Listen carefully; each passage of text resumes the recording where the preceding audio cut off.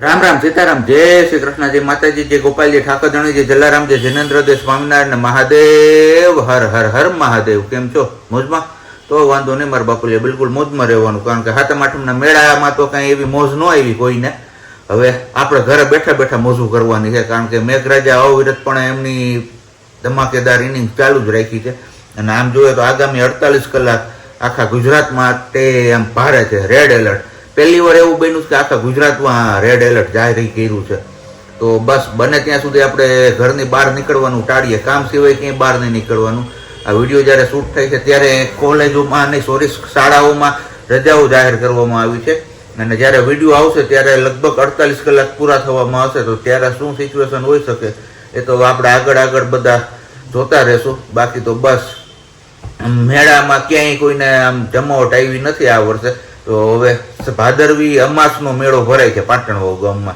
एवी रीतना भादरवी अमासना दिवसे घणी जग्याए मेळा भराता हशे त्यां माणसो हवे उमटी पड़शे कारण के त्यारे लगभग ચોમાસાની ઓલમોસ્ટ વિદાય જ હોય છે પછી કંઈ એટલો વરસાદ આવતો નથી તો બસ આવું કંઈક છે હવે તો જોઈએ છીએ આગળ આગળ આપણે શું કન્ટિન્યુ કરીએ છીએ કારણ કે આપણે અહીંયા ઘરની અંદર પુરાઈ ગયા છીએ નહીંતર એવો કંઈક પ્લાનિંગ કર્યો હતો કે થોડું ઘણું આપણે જૂનાગઢમાં ભવનાથમાં ને એ સાઈડ બધે જશું અને તમારા લોકો સાથે જે લોકો ભવનાથ નથી આવી શકતા એ લોકો માટે નવું કંઈક લોકેશન શેર કરીશું ને એવું બધું વિચાર્યું હતું પણ અત્યારે હવે પોસિબલ નથી કારણ કે જૂનાગઢ વહીવટી તંત્ર દ્વારા પણ 31 ઓગસ્ટ સુધી જટાશંકર તરફ જવાનો રસ્તો સદંતર બંધ કરવામાં આવેલ છે એટલે જટાશંકર પણ તમે નહીં જઈ શકો 31 ઓગસ્ટ સુધી જો જે લોકોને ખ્યાલ ન હોય એ લોકોને હું કહી દઉં છું વિડીયોમાં કારણ કે જાહેરનામું જ ગઈકાલે બહાર પાડી દીધું છે કલેક્ટર સાહેબે એટલે જટાશંકરથી જવાનો રસ્તો સદંતર બંધ કરવામાં આવેલ છે કારણ કે અચાનકથી ત્યાં માણસો લગભગ મોટા ભાગે નાવા જ જતા હોય છે અચાનકથી ગિરનાર ઉપર વરસાદ પડી જાય ને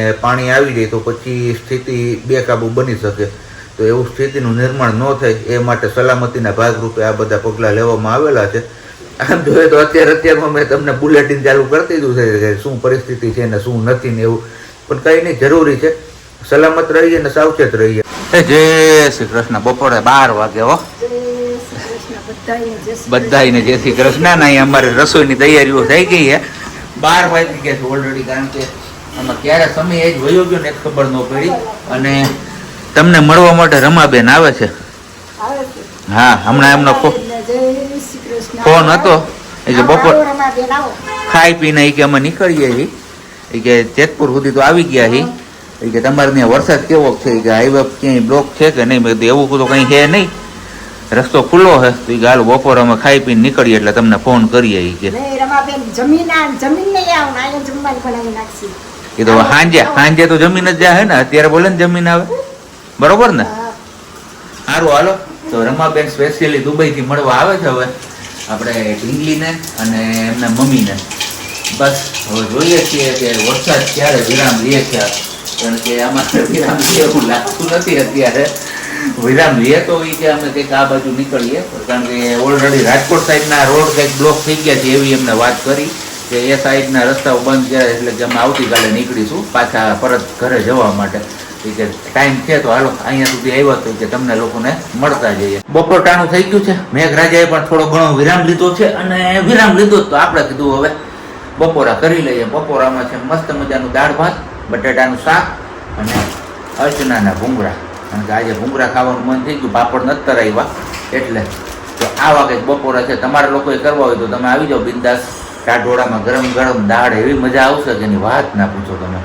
વાગ્યા છે 2 ને 5 અને કોલ આવી ગયો છે રમાબેનનો કે અમે લોકો નીકળી ગયા છીએ તો બસ હવે આમ તો જો કે ક્યારનો 15-20 મિનિટ જેવો સમય વયો ગયો છે એમનો કોલ આવ્યો ને હવે બસ પહોંચવામાં આવશે કાં તો આવી ગયા છે જુનાગઢ સિટીની અંદર અને અથવા હવે પહોંચવામાં આવશે બસ જોઈએ છીએ હવે ક્યારે પહોંચે છે તમને લોકોને પણ મુલાકાત કરાવીશું આપણે રમાબેન સાથે જો કે આપણે એકવાર વાડીએ આવ્યા હતા ત્યારે કદાચ તમે લોકોએ મુલાકાત કરી હોય તો કરી હોય જે જૂના વ્યુઅર્સ છે આપણા એ કદાચ ઓળખતા હશે પણ જે નવા લોકો છે એ નહીં ઓળખતા હોય તો આપણે ઇન્ટ્રોડક્શન કરાવી દઈશું એમને સાથે તો હવે કોણ રમાબેન કોણ એ તો કયો તમે દુબઈથી આવ્યા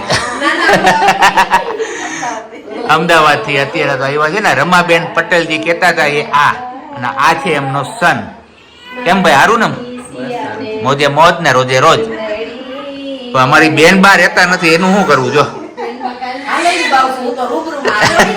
તોય નથી રહેતી.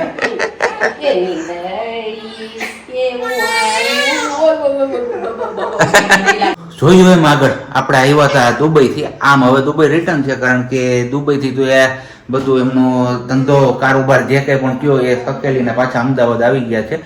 રમાબેન પટેલ આવ્યા હતા આપણે મળવા માટે. અને પહેલાં પણ અગાઉ આપણી પાસે આવી ગયા હતા એ વારીએ, અને બીજી વાર આપણે અહીંયા જુનાગઢ ઘરે આવ્યા છે. પણ આવ્યા છે તો ઘણું બધું લઈને આવ્યા છે, અને આમ કહીએ કે પાર વિનાની વસ્તુ છે બધી. અને આટલી બધી લઈ આવવાની જરૂર નહોતી રમાબેન, પણ થેન્ક યુ સો મચ. અને તમારા લોકો સાથે પણ અમે શેર કરીશું કે શું શું લાવ્યા છે. આમ કહીએ તો પ્રજ્ઞાના લાડવા જ આવી ગયા, બરોબર ને? એકદમ બરોબર. કેમ કે એમ કે છે કે હું તમારી મોટી બહેન જ છું ને એમના દીકરા, મીન્સ કે આયુષભાઈ પણ કીધું છે કે ક્યારેય બી ઈચ્છા થાય તમને તો ચોક્કસથી એ તમારું બીજું જ ઘર છે એમ માનીને તમારે આવી જવાનું. ખાલી કોલ કરી દેવાનો તો કે અમે તેડી જશું. તો થેન્ક યુ સો મચ કે મને તમારી નાની બેન માનો છો, એ બદલ thank you so much Ramaben. અને બાકી તો બસ હમણાં બાકી સિયાબેનના માસી, મારી મોટી બેન થઈ તો સિયાબેનના માસી થયો તો ભાણકી છે, તો ભાણકી માટે પણ લાવે. તો ખૂબ બધું લાવ્યા છે.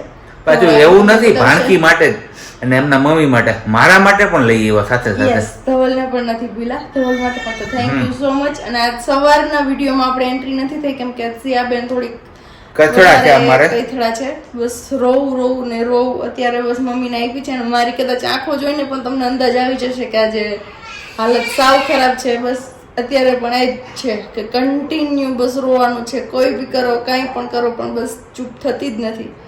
તો તવલ કે એક જરાક વિડીયો કરવો છે તો આવી જાને 2 મિનિટ પૂરતી. તો બસ અત્યારે મમ્મીને આપી છે ને, મમ્મી એમને રાખે છે ને રમાડવાની ટ્રાય કરે છે કે જો રીએ ને તો ચૂપ થાય. તો એવી રીતે ખબર નહીં, પણ આજે રાતથી જ એને શું થયું છે કઈ આઈડિયા જ નથી આવતો. વાગ્યાથી જ બાકી કઈ છે નહીં. વીટના ટીપાને બધું ટ્રાય કર્યું પણ એવું કઈ નથી. પણ બસ ચૂપ નથી થતી. રાતના 2 વાગ્યાથી કન્ટિન્યુઅસલી છે. અત્યારે 6 વાગ્યાની આસપાસ છે. કઈ વાંધો નહીં, તમે આગળ વસ્તુ બધી બતાવી દો. ચલો હું તમારા લોકો સાથે શેર કરી લઉં બધી વસ્તુ જે કંઈ પણ લઈ આવ્યા છે. અને બસ તમે કન્ટિન્યુ કરો સિયાબેન સાથે. હવે અહીંયા છે સૌથી પહેલા સિયાબેન માટેના નજરિયા, રમકડા, પછી છે એમના શૂઝ, આ છે એમના ટી શર્ટ, અને આ છે બંગડી બા માટે લઈ આવ્યા છે. અને આ વોચ મારી અને પ્રજ્ઞા માટેની છે સ્પેશિયલી. આ એ કે ધવલભાઈ તમારા માટે છે.